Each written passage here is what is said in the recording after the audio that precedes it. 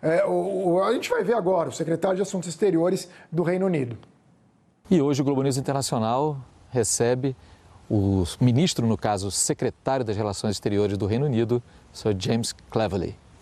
Mr. Secretary, first of all, thank you very much for having us here in this chat.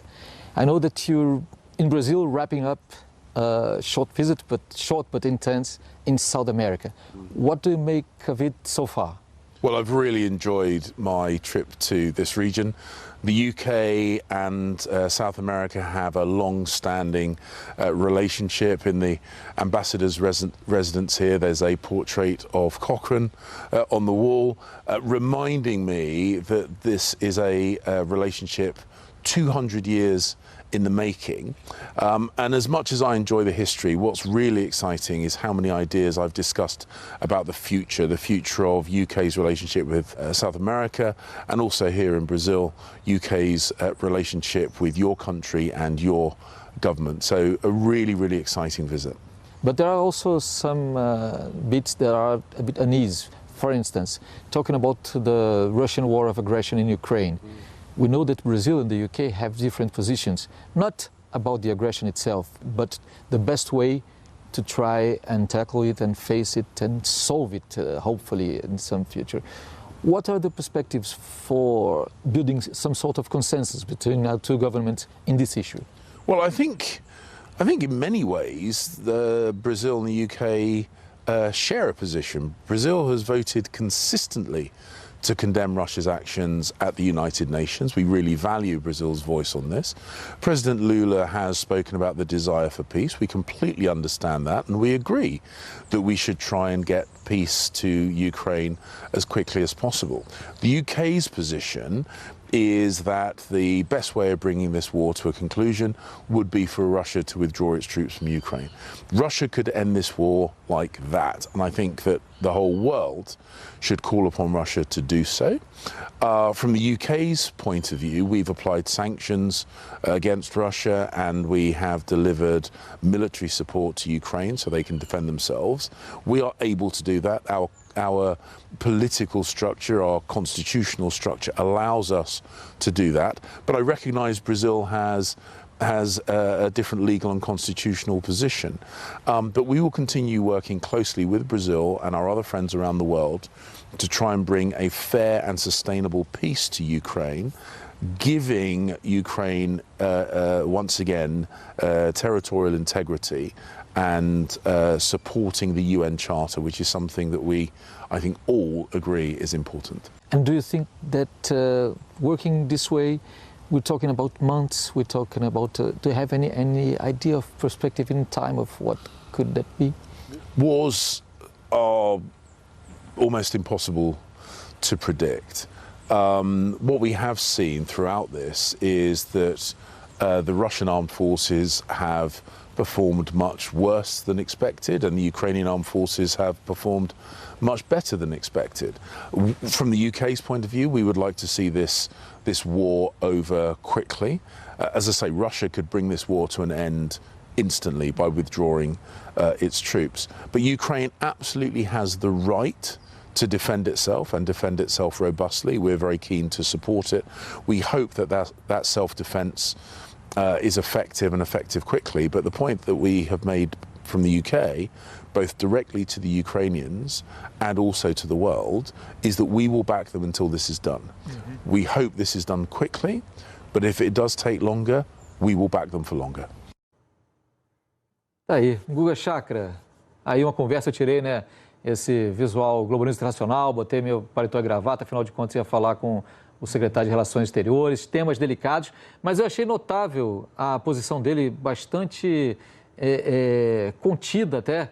Obviamente que ele está no Brasil, esteve no Brasil em visita, ele não ia criticar diretamente ações do governo brasileiro, mas dizendo que ele entendia até a posição do Brasil de buscar uma alternativa diferente dessa estratégia britânica, que é de fornecer dinheiro e armas para a Ucrânia. E a gente vê que a Europa Ocidental, o Reino Unido incluído aí também, junto com os Estados Unidos, estão determinados a manter essa mesma estratégia. Enquanto que o Brasil, a gente teve agora, outro dia mesmo, a conversa telefônica entre o presidente Lula e o presidente Vladimir Putin, né? O Putin ligou para o Lula para convidá-lo para um evento lá e o Lula disse que não podia visitar, mas que mantinha conversas com países como a Indonésia, a China, entre outros, para tentar chegar a uma saída pacífica, né? E a Índia também, que me chamou muita atenção. Quer dizer, são posições que são adversas, antagônicas, mas que de alguma forma pode chegar em algum momento e ter algum tipo de consenso. O que é que você vê no horizonte aí desse relacionamento do Brasil com um parceiro como o Reino Unido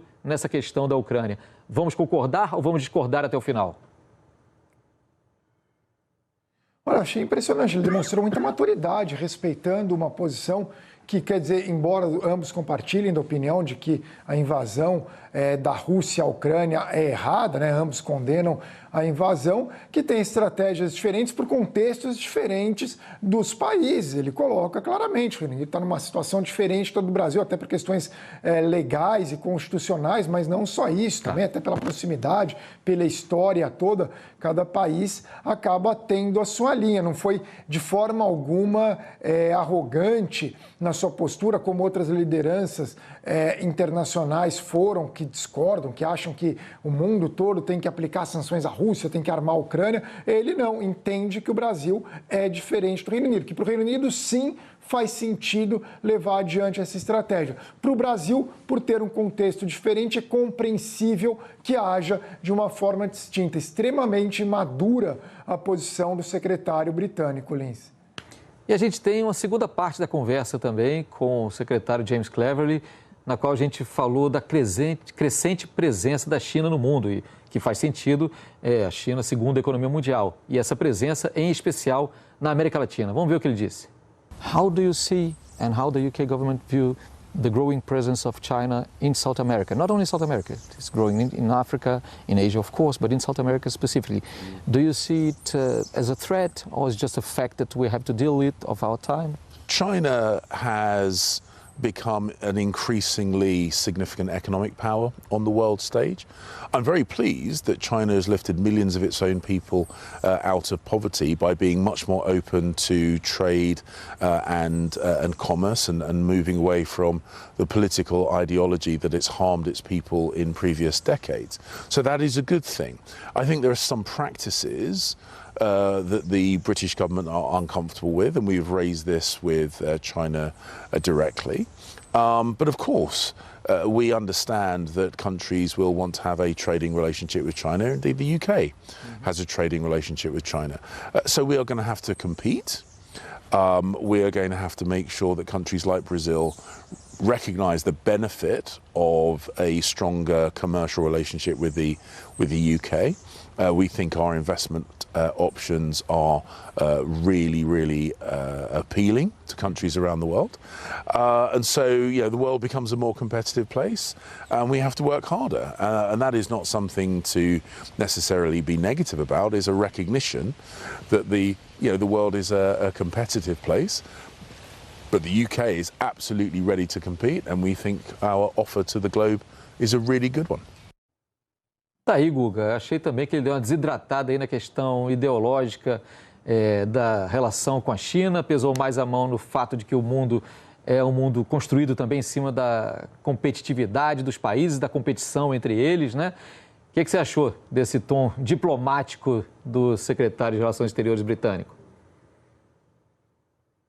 Mais uma vez, fico impressionado. Realmente ele demonstra muito preparo, muita maturidade, um tom diplomático, evita atrito e demonstra conhecimento dos assuntos. É um tom bem distinto do que a gente costuma ver em algumas outras autoridades internacionais. Assim, até ajudaria que mais pessoas pensassem, quer dizer, que pensassem, não, cada um tem seu ponto de vista, mas que tivessem assim, um respeito, uma visão mais de diálogo, como ele, pelo menos na entrevista que ele te concedeu, assim, mostrou uma postura bem madura mesmo.